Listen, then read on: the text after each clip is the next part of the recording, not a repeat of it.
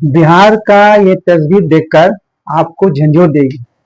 बिहार का गरीब आदमी पाई पाई जोड़कर घर बनाता है, इस तरह से ढह जाता है। बिहार में अभी चुनाव आने वाला है, उस पर नेता सब बहुत तरह तरह के दावे कर नेता सब बड़े बड़े दावे कर रहे हैं।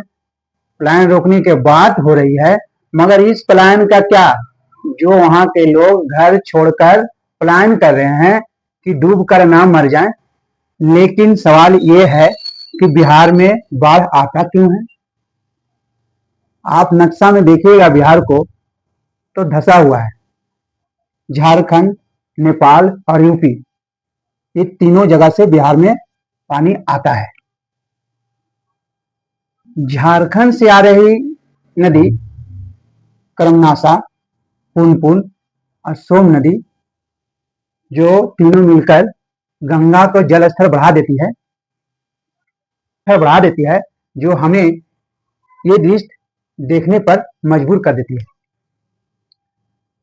नेपाल से जो नदी आ रही है, बिहार में असली विस्फोट लाती है।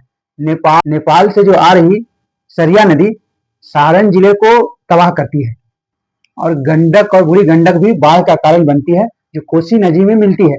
कोसी नदी कभी एक डायरेक्शन में नहीं बहती है, जो उत्तरी बिहार को पूरा नोच डालती है। बागमती और कमला नदी जो कोसी में जाके मिलती है, और कोसी नदी कभी एक डायरेक्शन में नहीं बहती है, वो टेढ़ी मेढ़ी बहती है। उसके वजह से बिहार का, उत्तरी बिहार का कुछ भाग को नोच डालती है। इतने सालों से हम सब ये दृश्य देख रहे हैं, लेकिन कोई उपाय है? बिल्कुल है।